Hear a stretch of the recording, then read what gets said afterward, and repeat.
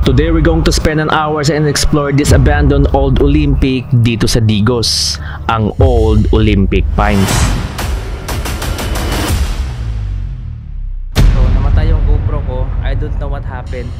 This gym was built in 1860 and almost long 50 years na itong naabandonado na ang gym na ito ay may iba't ibang uri ng palaruan. Titingnan natin ito, I think isa sa mga main games dito ay ang Old Bowling Alley. Pero sa ngayon napuno na ito ng mga alikabok at halos lahat ng mga gamit dito ay nasira at nawasak na. And the most creepy part na sabi sa kwento, mayroon doon nagpaparamdam sa lugar na ito. Kaya we're going to explore and investigate this place kung totoo ba yung mga sabi-sabi sa kwento.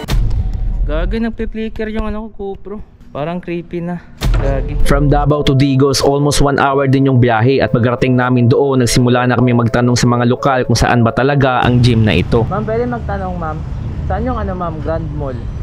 Yung Grand Mall, nandun lang sir. Nandun lang? Ma'am, alam niyo po yung yung isang abandonadong Abandonado. Parang bowling alley ata.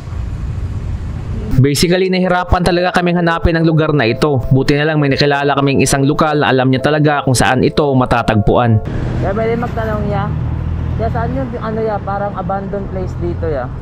Abandoned place? Oh, yung parang bowling alley ata. Building na siya. Ayun yung Olympic. Nandun. Asan banda ya? Sa padulong kamo sa... Dito lang ka, dito ka dadaan, dito. Padung ang Gmall. Diretso na. Diretso na, left side lang? Left side, oo. Sige, thank you ya. At pagkarating namin doon, habang papasok kami, sinalubong agad kami ng isang gubat na halos lahat ng daan ay binalot na ito ng mga halaman. So guys, nandito kami ngayon sa isang abandonadong Olympic gym dito mismo sa lugar ng Digos City. Medyo nahirapan kami sa pagpasok kasi halos lahat ng pinto ay nakalak na, kaya wala kaming ibang ginawa kundi akyatin ang parte na ito. Pagpasok namin sa loob, sinalubong agad kami ng sobrang kapal na alikabok at dito natin makikita ang mga iba't ibang uri ng palaruan na halos lahat ay nawasak na. So guys, nandito kami ngayon sa loob. So kung napapansin nyo, alikabok na yan. Pero lahat dito, it's alikabok na to na nabuo na talaga siya na para na siyang lupa. Makikita din natin dito isang palaruan na billiard na halos lahat ng lamesa nito ay nawasak at binalok na ito ng mga alikabok. So grabe guys, kung napapansin natin dito, ayan sobrang alikabok na siya. Ayan. At bandang gilid naman nito, isang bahay na maliit na gawa talaga sa kahoy. I don't know kung anong klaseng playing house ito. So medyo maliit lang. Talaga siya guys.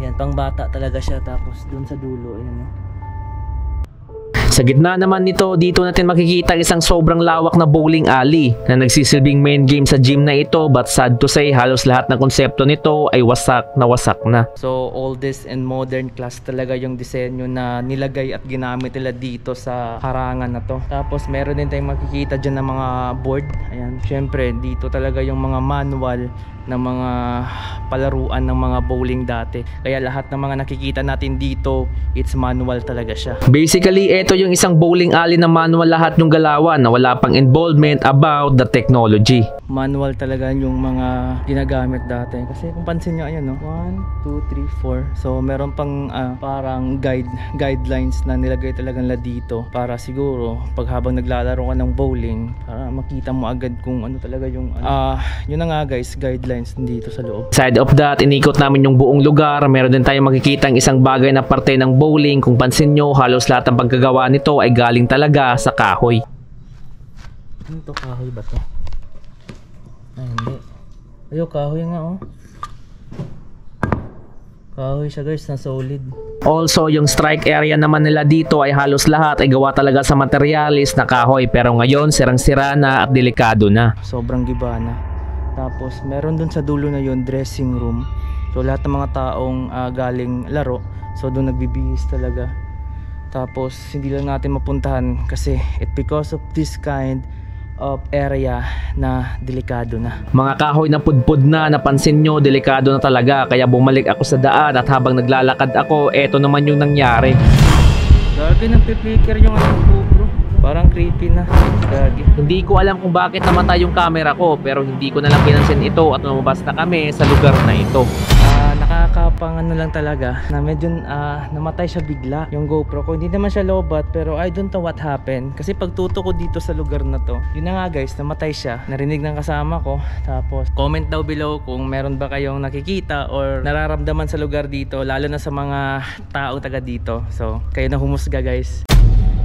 So far mabilis namin inikot ang buong lugar na ito.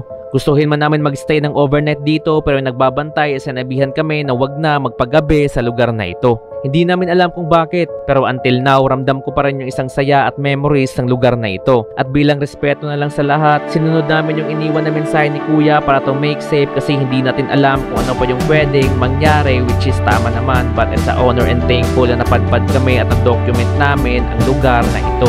See you for upcoming episode this 2024, and always remember, just keep in mind and be unending.